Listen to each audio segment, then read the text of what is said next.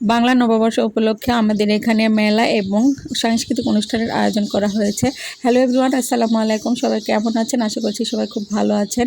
আলহামদুলিল্লাহ, আপনাদের দোয়া এবং ভালোবাসায় আমিও আল্লাহর রহমতে খুব ভালো আছি। নতুন একটি ব্লগ ভিডিও দেখার জন্য ওয়েলকাম করছি। আশা করি সবাই শুরু থেকে শেষ পর্যন্ত ভিডিওর সাথে থাকবেন।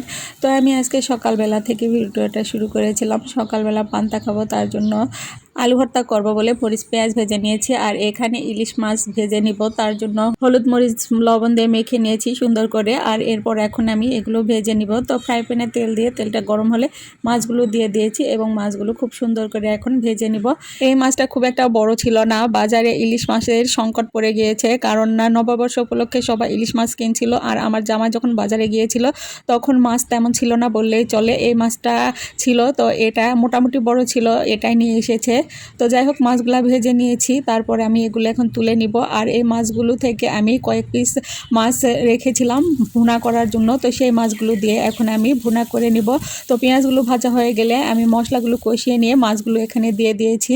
এখন ইলিশ মাছটা সুন্দর করে ভুনা করে নিব। আর আমি আগে আলু সিদ্ধ করে নিয়েছি আলু ভর্তা করার জন্য। আলুটাকে রেডি করব, রান্নাটা বসিয়ে দিয়ে। তো মাছগুলো ভালোভাবে কষিয়ে দিয়ে এখানে পানি দিয়ে দিয়েছি। আর এখন মাছটা হতে থাক আর আমি আলু রেডি করার কাজে চলে যাব। তো যাই হোক, আলু ভর্তা করতে গিয়ে আজকের মাছ ভুনাটা তেমন ভালো হয়নি, একটু শুকনো শুকনো হয়ে গিয়েছে। তো যাই হোক, সমস্যা নেই, এগুলো দিয়েও চালিয়ে নেওয়া যাবে।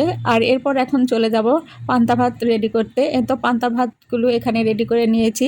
পান্তা ভাতটা আমি আগেই ভাত রান্না করে নিয়েছিলাম রাতে, আর তখনই পানি দিয়ে দিয়েছিলাম। সকালে এগুলো এভাবে এখন রেডি করে নিয়েছি। আর এখানে পেঁয়াজ মরিচ আর রসুন নিয়ে নিয়েছি, জামাই যদি রসুন খায় সে কারণে। তো কে আবার ভাববেন না যে পান্তা দিয়ে আবার রসুন কেউ খায় নাকি। তো যাই হোক, পরে কিন্তু আর জামাই রসুন খায় নাই। তো এখানে ভেজে না ইলিশ মাছগুলো সুন্দর করে সাজিয়ে নিয়েছি পেঁয়াজ বেরেস্তা দিয়ে। শুকনো মরিচ ভাজা আছে আর সাথে কাঁচা মরিচ। আর এখানে আলু ভর্তা, সাথে শুকনো মরিচ ভাজা আর পেঁয়াজ বেরেস্তা আছে।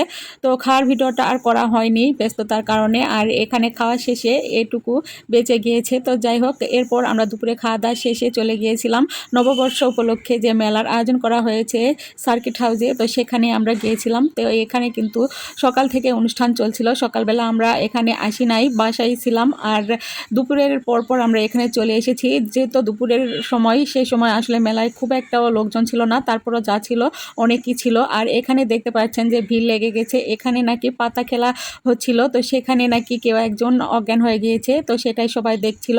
এরপর আমরা এই তো মেলাটা ঘুরে ঘুরে দেখছিলাম। এখানে নাগরদোলাও ছিল, তো বাচ্চাকে একটু নাগরদোলা দেখাচ্ছিলাম। আর এদিকে এই যে খুব সুন্দর সুন্দর ছোট ছোট হাঁড়ি পাতিল ছিল, সবগুলো ঘুরে ঘুরে দেখছিলাম। অনেক ভালো লাগছিল আসলে, মেলায় অনেক কিছু ছিল। বৈশাখী মেলা, বৈশাখী উপলক্ষে মেলাগুলোতে আসলে এরকমের হাঁড়ি পাতিল অনেক কিছুই থাকে। আর এখানে এই যে সাংস্কৃতিক অনুষ্ঠান চলছিল, যেহেতু মিউজিক ব্যবহার করা যাবে না বলে আমি গানটা আপনাদের শোনাতে পারলাম না। তো যাই হোক, আজকের ভিডিওটি আপনাদের কাছে কেমন লেগেছে অবশ্যই কমেন্ট করে জানাবেন। সবাই সুস্থ থাকবেন, ভালো থাকবেন, আল্লাহ হাফিজ।